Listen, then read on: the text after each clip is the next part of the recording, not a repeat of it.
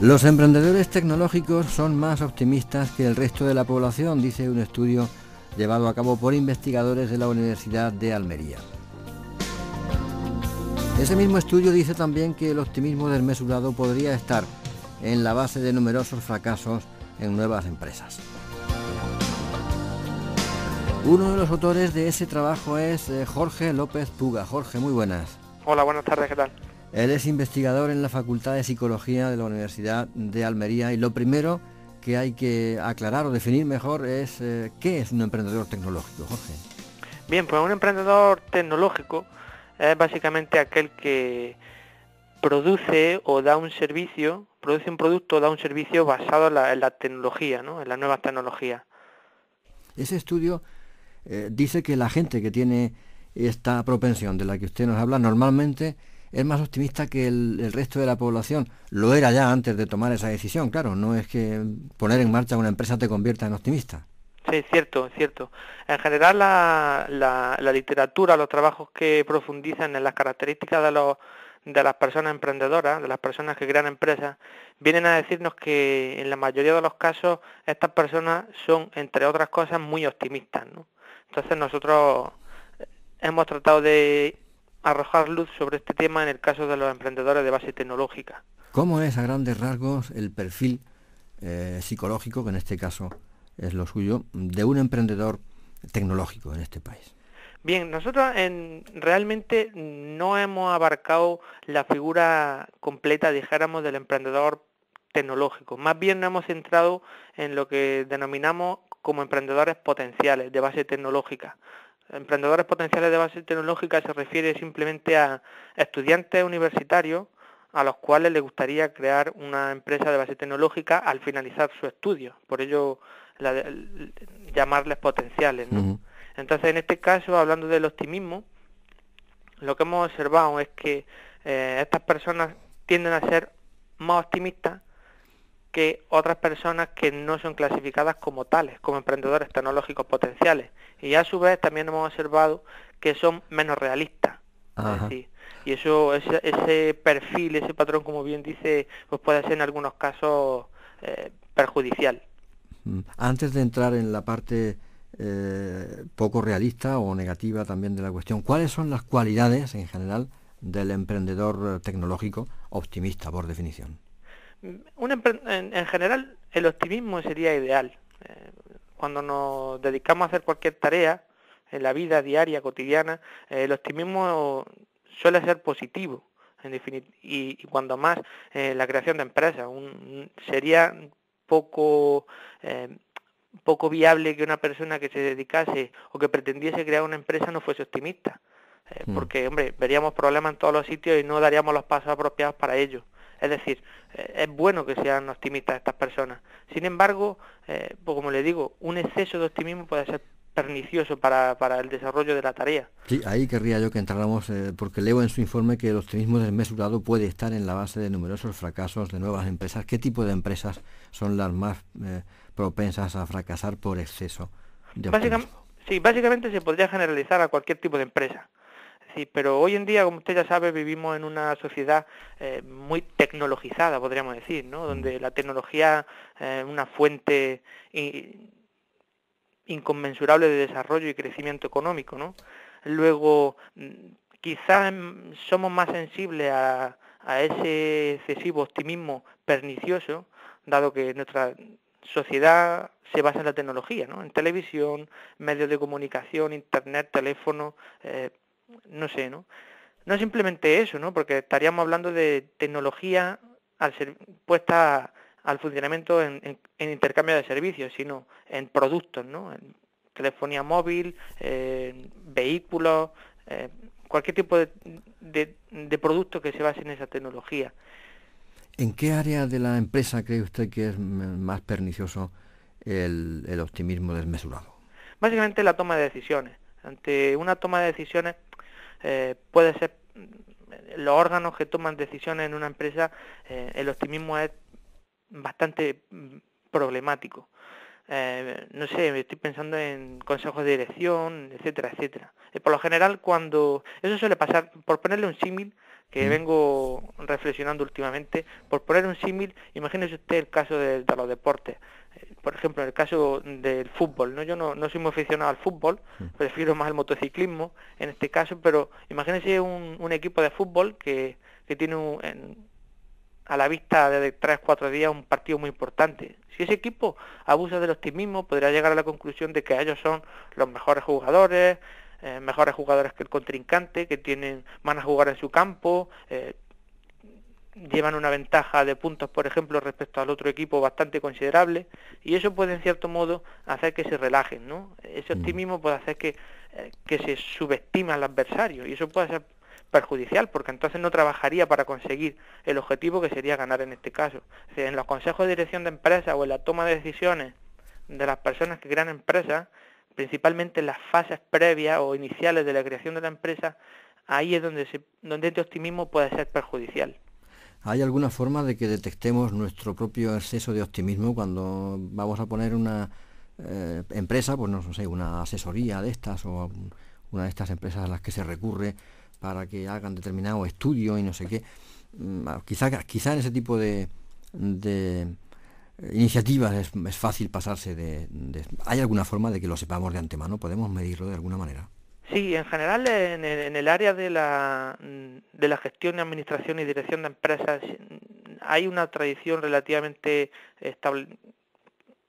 formal o relativamente formada, ¿no? de técnicas que pueden ayudarnos a evitar ese optimismo. Por ejemplo, en las reuniones donde se deciden cosas importantes para el futuro de la empresa, por ejemplo, se podría hacer una cosa muy sencilla como pedirle a alguien que haga de abogado del diablo, ¿no? Básicamente, es decir, porque normalmente cuando se toman decisiones en el ámbito empresarial, no sé, por extrañas circunstancias, que desde luego tiene su explicación desde un punto de vista psicosocial. Por lo general tendemos a estar de acuerdo con la autoridad, ¿no? Es decir, si hay un directivo o un conjunto de directivos que proponen una cosa, por lo general el resto de las personas estamos de acuerdo con ellas, ¿no? Uh-huh. Es decir, si un directivo es optimista respecto a un nuevo producto, al lanzamiento de un nuevo producto o hacia una nueva iniciativa o una expansión de mercado, por lo general la gente está de acuerdo. Claro, sin embargo, si a alguien le pedimos deliberadamente que haga de abogado del diablo, que critique esas decisiones, que nos critique en todo momento, eso puede ser positivo. Es decir, yo personalmente pienso que en la actualidad estamos muy poco acostumbrados a la crítica, somos poco tolerantes a la crítica, ¿no? De hecho es normal, ¿no? Cuando nos desafía nuestra visión de la vida, del mundo, pues eso puede ser un problema. Pero en este caso concreto, en el caso de la creación de empresas, de la toma de decisión empresarial, esa crítica, a veces carente, puede ser muy fructífera para el negocio. Siempre que no te despidan por ello. Exacto, pues ese es el tema. Dice ese estudio que muchas startups fracasan en sus primeros 5 años de vida. Cuéntenos un poco. Sí, cierto. Eso ¿Qué son startups? Estas empresas de nueva creación, o que suelen, por ejemplo, en muchos de los casos, cuando hablamos de tecnología, aparecer al amparo de las universidades, ¿no? O de centros de investigación superior, por lo general tienden a tener problemas en los primeros años de vida, principalmente en los 5 primeros años de vida, ¿no? Por ejemplo, hay estudios que en el Reino Unido indican que entre un 80% de las empresas de nueva creación tienden a desaparecer en los primeros 5 años de vida. Cierto es que este fenómeno puede tener múltiples causas, ¿no? Fluctuación de los mercados, una mala previsión, pero en algunos de los casos puede ser debido a un excesivo optimismo, ¿no? Aparte de, por ejemplo, problemas entre los socios, etcétera, etcétera. Y todo ello parte básicamente de la planificación. Si planificamos cualquier cosa de manera excesivamente optimista, eso puede ser un contraproducente a la larga para nosotros, ¿no? En el caso del equipo de fútbol puede ser un ejemplo ilustrativo. Hablan ustedes en su trabajo, literalmente leo, hemos introducido un método novedoso para estimar el grado en que las personas se consideran realistas respecto a su futuro. ¿Cuál es ese método? Sí, exacto. Nosotros, en cuanto al estudio del optimismo, básicamente hasta hace 5 o 6 años, o quizá menos, los instrumentos que se utilizaban para evaluar optimismo han sido muy heterogéneos, ¿no? y no se ha prestado muchas veces especial atención a las características técnicas de estos instrumentos de medida. En nuestro caso hemos utilizado un instrumento que tiene una tradición larga en psicología desde los años 80, del 85, que se desarrolló su primera versión, posteriormente en 1994 se modificó, se hizo más estable y más fiable, y nosotros hemos utilizado este instrumento. ¿Cómo se llama el instrumento? Sí, es el test de orientación vital en su versión española. Sí. Test de orientación vital. Entonces, este instrumento contiene dos partes. Una parte que evalúa optimismo y otra parte que evalúa pesimismo. Lo que nosotros hemos hecho es utilizar estas dos partes para obtener una puntuación, un valor del realismo que percibe una persona. Entonces, utilizando esta puntuación, pues hemos sido capaces de observar si las personas emprendedoras de base tecnológica, las potenciales, son iguales o diferentes que a las personas no emprendedoras. Claro, nosotros hemos encontrado que los emprendedores de base tecnológica son igual de realistas que las personas en general y que a su vez son más optimistas. Hay estudios previos de, por ejemplo, una profesora de una universidad americana, estadounidense, donde encuentran algo diferente, ¿no? Que lo que pasa es que ellos utilizaron otro instrumento de medida y eso puede haber sido una posible diferencia entre el estudio que hicieron ellas y el que hemos hecho nosotros. También puede ser debido a que ellas sí que realmente utilizaron emprendedores reales, mientras que nosotros hemos utilizado emprendedores potenciales, perdón. Ajá. Y otro posible motivo de esa diferencia entre estos estudios y los nuestros es que nosotros nos hemos centrado en este perfil, el emprendedor potencial de base tecnológica, lo cual ellas no hicieron. Entonces, ellas, por ejemplo, utilizaron para medir el realismo una escala que diseñaron ellas originalmente, y nosotros ahora estamos intentando adaptarla a una muestra para España e intentando calibrarla, ¿no?, para poder utilizarla en España. Jorge, y en esa autopercepción en la que uno o una se aplica demasiado optimismo, se desmesura en el optimismo y fracasa, contribuye en eso la posición social de la persona, uno por ser fulano de tal o por estar, yo qué sé, pues ser hijo o nieto o estar casado con alguien, tiende a sobrevalorarse en ese sentido y a meter la pata, digámoslo. Sí, podría ser, ¿no? El optimismo está muy relacionado, aunque es un constructo, dijéramos, algo diferente a por ejemplo, lo que sería la autoestima.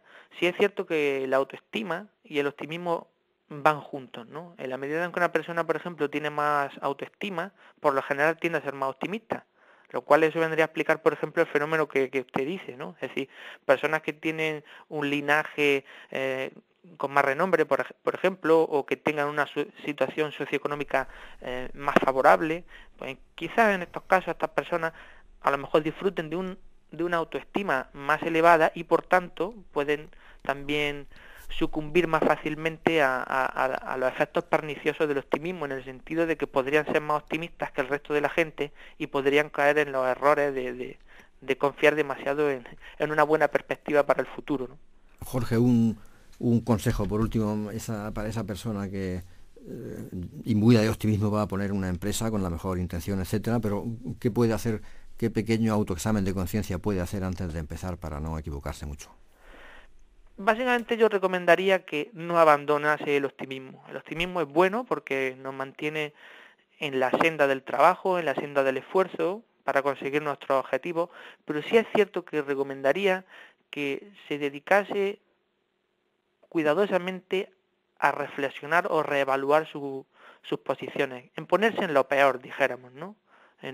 O incluso pedirle a alguien que le critique, ¿no? Que haga de abogado del diablo, ¿no?, como decíamos antes, que intente destruirle sus planes, ¿no? Quizá esa estrategia pueda ayudarnos a corregir un optimismo desmesurado o no realista, que sería lo ciertamente peligroso.